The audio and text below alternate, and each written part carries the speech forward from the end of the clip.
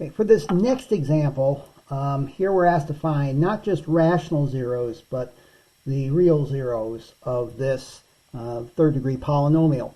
Now, this is, finding the zeros of a third degree polynomial, that's much harder than finding the zeros of a second degree polynomial. Because for a second degree polynomial, we use the quadratic formula. And while there is a nice, there's a process of solving the general third degree equation, it's very difficult. And we don't need that in this example. The thing here is, though, if with a third degree polynomial, we know it has at most 3 real zeros. And if we can find one, then we can find the other two. But we know that x minus whatever that number is a factor of this, and we can divide that out. And then what the quotient that's left is a second degree polynomial. We can know how to find the zeros of that using the quadratic formula. Okay, with all that aside, I'm going to start because noticing every coefficient here is even, so I'm going to factor out a 2.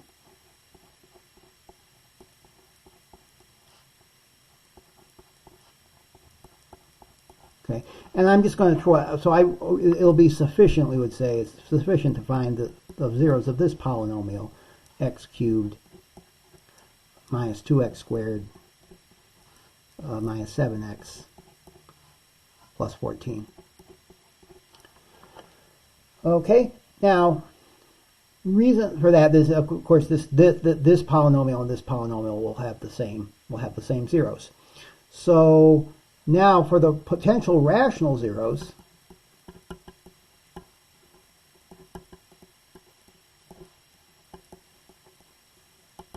what will they be? Well, they'll be, in this case, going to be p over q, where p is going to be a divisor of 14. So it's plus or minus 1, plus or minus 2, plus or minus 7, and plus or minus 14. And q has to divide 1. That's the leading coefficient. Okay. So the potential rational zeros are going to be plus or minus, just these numbers, plus or minus 1, plus or minus 2, plus or minus 7, and plus or minus 14. All right, there are 8 numbers, and you can plug them into your calculator, and you'll see that there's only two of them. The only one that works is going to be x equals 2. Okay, you can plug that in to 2. Actually, you can just plug it in here, and you'll see that you get 8 minus 14 plus 14.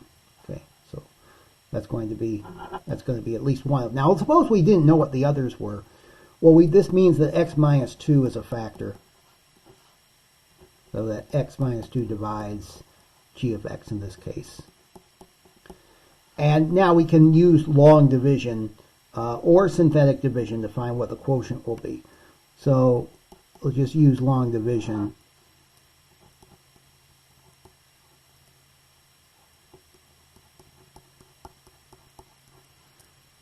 Okay, and we can see, okay, we want to get rid of this x cubed, so we put an x squared here, multiply, and amazingly enough, both these cancel, bring down to minus 7x. Now x times what is negative 7x? Well, it's negative 7. Multiply these. Actually, we should bring down to 14. Now we say, want to kill this negative 7x. So we multiply by x minus 2 minus negative 7. And we get 0, which is exactly what we expected to get because 2 is a 0, so x minus 2, there will be no remainder. But we can see our quotient is this. And so this means that g of x is going to be x minus 2 times x squared minus 7. Okay, so now normally we would do this, we have to use a quadratic formula to find the zeros of this factor, but I think we can see that what they'll be. We said x squared minus 7 equals 0. We get x squared equals 7, so x is going to be plus or minus the square root of 7. Okay. And so the real zeros are going to be 2, square root 7, and minus square root 7. Okay. And just as a bonus, we can see that our original polynomial will factor as 2 times, remember this f was 2 times g of x, and g of x, well, this factors as x minus 2 times x squared minus 7, but this factors as x plus square root 7 and x minus square root 7. Okay. Okay, 3 real zeros means 3 linear factors. Okay, that's going to be pretty cool. That's going to be setting us up for the fundamental theorem of algebra, which basically says that any polynomial can be written as a product of linear polynomials like this. For the last one, example 6, we want to find the number k such that x minus 5 is a factor of this polynomial. All right, so if x minus 5 is a factor of this, what do we know about f of 5? F of 5 has to be 0 by the remainder theorem, right?